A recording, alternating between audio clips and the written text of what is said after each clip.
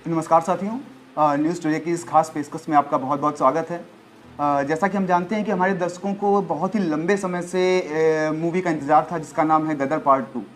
आज वो film theatre hall में पहुंच चुकी है और दर्शकों के बीच में एक बहुत ही उत्साह देखा जा रहा है कि हमारे दर्शक एक लंबी चौड़ी लाइन कतारों में लगे खड़े होकर के टिकट खरीद रहे हैं और पिक्चर को देख रहे हैं। देख करके ये लग रहा है कि पिक्चर सफलता के पायदान को चूमने जा रही है। हमारे साथ मौजूद हैं हमारे फिल्म समीक्षक सचिन गुप्त जी, जो अभी ये मूवी देख करके आए और इनको देख करके भी ऐसा महसूस हो रहा है कि ये पिक्चर को लेकर के बहुत ज़्यादा उत्साहित हैं। तो हम बहुत ज़्यादा लंबी चौड़ी भूमिका ना बांधते हुए हम सीधे सचिन गुप्त जी से बात करते हैं। सचिन गुप्त जी, आपका बहुत बहुत स्वागत है हमारे इस खास पेशकश में। नमस्कार। तो न्यूज़ टुडे के सभी दर्शकों को मेरा नमस्कार। तो मैं ये जानना चाहूँगा कि आपने गदर मूवी देखी जा करके, तो सबसे पहले एक शॉर्ट में ज़रा हमारे दर्शकों को ये बताएं कि ये जो मूवी है दर्शकों को क्यों देखनी चाहिए। क्या दर्शकों को ये पिक्चर थिएटर तक जा करके देखनी चाहिए? देखिए, किसी भी फिल्म को केवल ट्रेलर को देखकर उसको जज कर पाना ये मुश्किल होता है जी जी जी। कि पिक्चर कैसी होगी। जैसे आपने देखा कि अभी कल ही एक मूवी रिलीज हुई, ओ माय गॉड, जिसका ट्रेलर दिखाया गया, जो पिक्चर पूरी सेक्स एजुकेशन पर आधारित थी। इसमें से 22 सीन भी काटे गए। तो लोगों के बीच बहुत उल्लास था कि ये पिक्चर काफ़ी अच्छी होगी, लेकिन वो पिक्चर बहुत ज़्यादा अभी चलती हुई दिखाई नहीं दे रही। लेकिन वही कंपैरिजन की जाए, इसी तारीख को रिलीज हुई सनी देओल की गदर 2, तो बॉक्स ऑफिस पे वो पूरी तरीके से गदर मचा रही है। इसकी मेन वजह आप यही कह सकते हैं कि सनी देओल का होना, और क्योंकि आपको पता है कि ये 22 साल पहले इसका सिक्वल फर्स्ट पार्ट आ चुका है। इसमें सनी देओल ने लोगों को एक बहुत बेहतरीन मैसेज भी दिया था उस मूवी के माध्यम से। एक प्रेम कहानी के रूप में सनी देओल ने दिखाया उस मूवी में, ये बताया कि कैसे उनको अमीषा पटेल को वो पाकिस्तान से लेकर आए। लेकिन गदर 2 को इसलिए दर्शकों को देखना चाहिए कि गदर 2 में जो सनी देओल की एक्टिंग है वो बहुत अच्छी किया है उन्होंने। चिल्लाना सनी देओल को तो आप जानते ही हैं कि जब तक वो चिल्लाए ना तो वो बात हो ही नहीं सकती है। तो भरपूर उन्होंने चिल्लाया है और फिल्म को ऊपर ले जाने के लिए हर संभव प्रयास किए गए हैं। लेकिन गदर पहली वाली जो थी उससे और सेकंड में एक इमोशनल अटैचमेंट जो फर्स्ट का था, वो सेकंड का इमोशनल अटैचमेंट नहीं है, बिल्कुल भी नहीं है। तो आप सनी देओल को पसंद करते हैं, आपको हिंदुस्तान पाकिस्तान की इस राजनीति में अगर थोड़ा सा भी इंटरेस्ट है, और आप अगर देश के लिए देखना चाहते हैं या आप कुछ देशभक्ति टाइप की मूवी देखना चाहते हैं, तो बिल्कुल ये मूवी आपके लिए ही बनाई गई है। तो जैसा सचिन जी आपने बताया कि ये मूवी 22 साल पहले इसका फर्स्ट पार्ट आया और फर्स्ट पार्ट में इमोशंस, लव स्टोरी और साथ साथ में तारा का एक खौफ कि किस तरीके से उन्होंने अपने प्यार को पाकिस्तान से भारत ले जाने के लिए कितना मतलब मेहनत की। तो अब ये आप बताएं कि इस मूवी में जो सेकंड पार्ट इसका आया है, इसमें तारा का खौफ, वही खौफ बरकरार है या नहीं? देखिए, तारा सिंह का खौफ पूरी तरीके से इस मूवी में भी बरकरार है। लेकिन जैसा कि आपने बताया कि उत्कर्ष शर्मा, जो कि अनिल शर्मा के बेटे हैं, और इनको फ्रंट फुट पर लाते हुए फिल्म का जो फर्स्ट हाफ है पूरी तरीके से डेडिकेट कर दिया गया उत्कर्ष शर्मा को, और जिसकी वजह से सनी देओल का जो रोल है वो कई बहुत गिने चुने सीन्स केवल सनी देओल के हैं। लेकिन जब सनी देओल सेकंड पार्ट में आते हैं इंटरमिशन के बाद में, फिर इसके बाद वो गदर ही मचा देते हैं। और आखिरी के 5 मिनट, बहुत आखिरी के 15 मिनट की मूवी जो है वो पूरी तरीके से आप जब देखेंगे थिएटर्स में तो आपको कहीं ना कहीं वो बिल्कुल आपके रोंगटे खड़े कर देगी। बिल्कुल उसमें आखिरी के 5 मिनट में बहुत अच्छा मैसेज भी दिया है सनी देओल ने, जब वो आखिरी में हामिद इकबाल के सामने, क्योंकि हामिद इकबाल जो दंगे हुए थे उसमें जो विलन का रोल प्ले किया है वो हामिद इकबाल ने प्ले किया है, जिसका ओरिजिनल नेम है। यहाँ मैं आपको टोकना चाहूँगा, जैसे विलेन के रोल को लेकर के कह रहे हैं, तो गदर के फर्स्ट पार्ट में विलेन मुख्य भूमिका में जो थे वो बेहतरीन कलाकार अमरीश पुरी जी थे। अभी क्या उनकी कमी इस मूवी में खली है या फिर विलेन ने उसी तरीके का? हाँ, अमरीश पुरी जी जो थे वो एक नेचुरल एक्टर थे, जैसे इरफान खान हैं, मनोज वाजपेयी हैं, सब लोग नेचुरल एक्टर हैं। इनकी एक्टिंग और करना ना करना वो बिल्कुल जैसे पंकज त्रिपाठी बिल्कुल एक ही लुक में रहते हैं, नॉर्मल लुक भी उनका एक जैसा रहता है।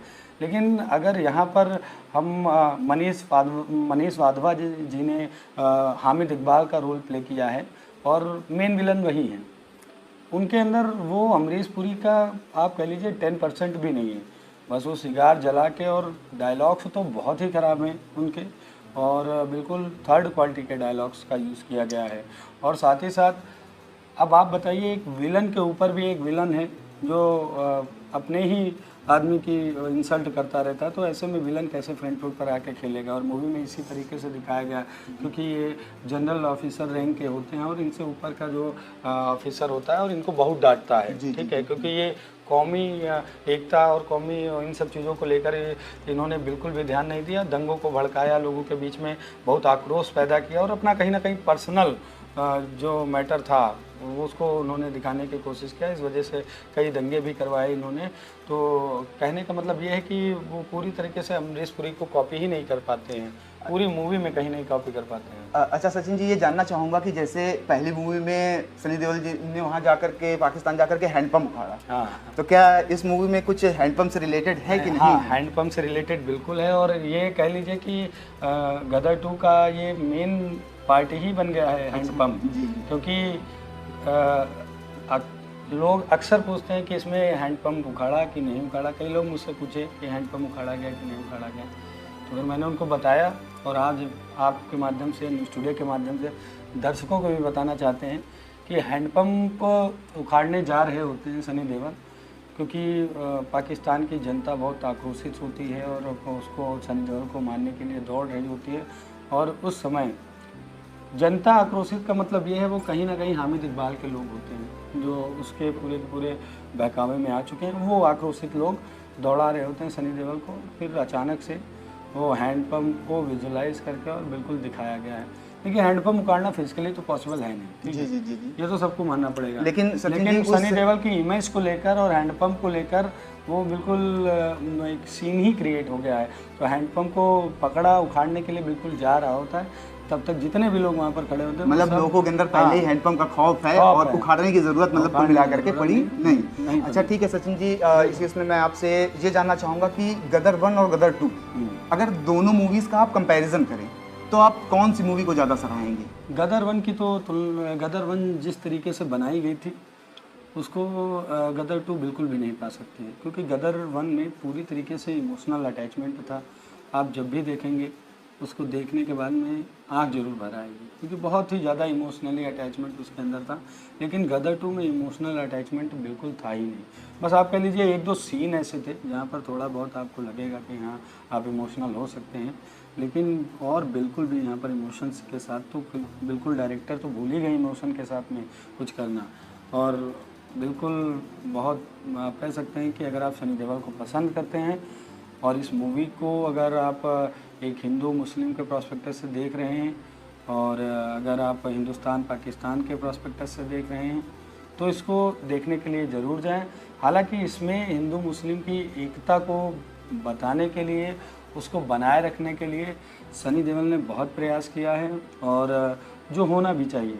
कौमी एकता बहुत ज़रूरी है आज के समाज के लिए, ऐसा आपको भी जैसे आप जान रहे हैं। तो उस चीज़ को इस मूवी में एक अच्छे मैसेज के थ्रू दिखाया गया है।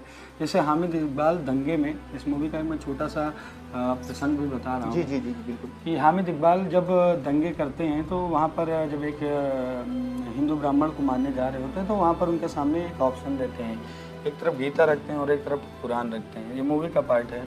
और फिर वो कहते हैं कि अगर तुम कुरान चूज़ कर लोगे तो मैं तुमको नहीं मारूंगा, ठीक है। तो फाइनली फिर उस ब्राह्मण ने कुरान नहीं, उसने गीता सिलेक्ट किया, और फिर उसको तुरंत तलवार से हामिद इकबाल ने मार दिया। ये शुरुआत की सीन है, आपको पहली दूसरी सीन में दिख जाएगा। फिर यही सीन रिक्रिएट किया गया लास्ट में, मूवी के लास्ट में, जब बहुत ही जोश में आकर हामिद इकबाल अपनी सेना के साथ में हिंदुस्तान का बॉर्डर क्रॉस करके और हिंदुस्तान के अंदर आ जाते हैं लड़ाई करते करते, और फिर बाद में उनको कैप्चर कर लिया जाता है इंडियन आर्मी के द्वारा।